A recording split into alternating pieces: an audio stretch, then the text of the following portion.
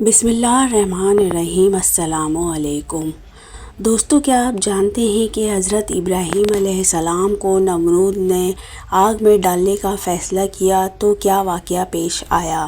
تو چلیے ہم آپ کو آج بتاتے ہیں، ویڈیو اینڈ تک ضرور دیکھیے گا۔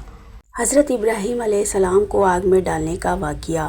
نمرود بادشاہ نے حضرت ابراہیم علیہ السلام کو زندہ جلانے کا فیصلہ کر لیا تھا۔ ایک بڑے میدان میں آگ بھڑکائی جا رہی تھی۔ دور دور سے جنگل کاٹ کر لکڑیاں لا کر اس آگ میں ڈالی جا رہی تھیں۔ کئی ہفتوں کی محنت سے آگ بھڑک اٹھی، اس کے شعلے آسمان تک پہنچ رہے تھے۔ اس کا دھواں چاروں طرف پھیل کر لوگوں کو ہیبت زدہ کر رہا تھا۔ اس بھڑکتی ہوئی آگ سے دور ایک پر بہار چمن پر ایک چھوٹی سی فاختہ کا نشیمن تھا، جس میں وہ سکون سے زندگی گزار رہی تھی۔ اس کے قریب ہی ایک الو کا گھونسلہ تھا، جو رات کو گشت کر کے دنیا جہان کی خبریں جمع کیا کرتا تھا۔ جب بھڑکتی ہوئی آگ کا دھواں فاختہ کے نشیمن تک پہنچا تو اس نے گھبرا کر الو سے پوچھا کہ یہ کیا ماجرا ہے؟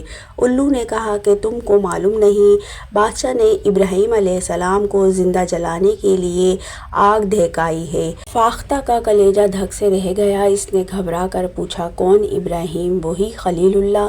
الو نے اپنی آنکھیں چمکا کر کہا، ہاں وہی ابراہیم۔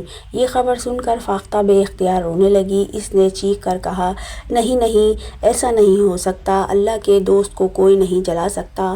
الو نے ہنس کر کہا، تم کون چیز ہو روکنے والی؟ کیا پدی اور کیا پدی کا شوربہ؟ فاختہ نے روتے ہوئے کہا، نہیں نہیں، میں ایسا نہیں ہونے دوں گی۔ وہ پھڑپھڑاتی ہوئی اپنے نشیمن میں لوٹ کر آئی۔ اس کی سمجھ میں نہیں آ رہا تھا کہ کیا کرے۔ اس نے اپنے بچوں پر الوداعی نظر ڈالی اور نشیمن سے نکل گئی۔ اس نے گڑ گڑا کر دعا کی، اے میرے رب، ابراہیم کو بچا لے۔ وہ قریب کے چشمے پر گئی اور اپنی چونچ میں پانی بھر کر تیزی سے پھیلی ہوئی آگ کی طرف اڑنے لگی۔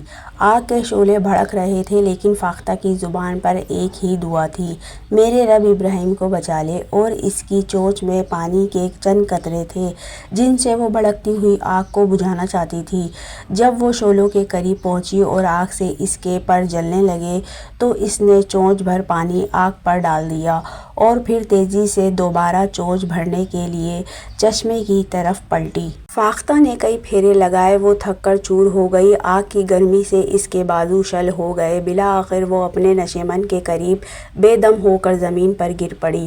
الو جو یہ سب تماشا دیکھ رہا تھا، اس نے زور کا قہقہا لگایا اور کہا، بے وقوف چڑیا، یہ چونچ بھر پانی سے آگ کا دریا بجھانے چلی تھی۔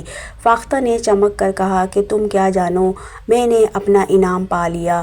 جب میرا مولا مجھ سے پوچھے گا کہ اے فاختہ، ہم نے تم کو تمام نعمتیں دی تھیں، لیکن جب ہمارا خلیل آگ میں ڈالا جا رہا تھا تب تم نے کیا کیا؟ تب میں عرض کروں گی کہ میرے مولا، میں نے اپنی بساط بھر کوشش آگ بجھانے میں لگا دی۔ فاختہ نے یہ کہتے کہتے دم توڑ دیا اور الو سوچنے لگا، یہ چھوٹی سی چڑیا جیت گئی۔ افسوس، میں طاقتور ہوتے ہوئے بھی کچھ نہ کر سکا۔ آج بے حیائی کی آگ پر یہ سمجھ کر چپ رہنا کہ ہم کمزور لوگ کر ہی کیا سکتے ہیں، غلط سوچ ہے۔ ہمارا کام کوشش کرنا ہے، نتیجہ اللہ کے ذمہ ہے۔ تو ہمیں ہر ممکن کوشش کرنی چاہیے تاکہ ہم اللہ کے حضور سرخرو ہو سکیں۔ سبحان اللہ۔ Subscribe my channel and hit the bell icon. Like کریں، شیئر کریں پلیز۔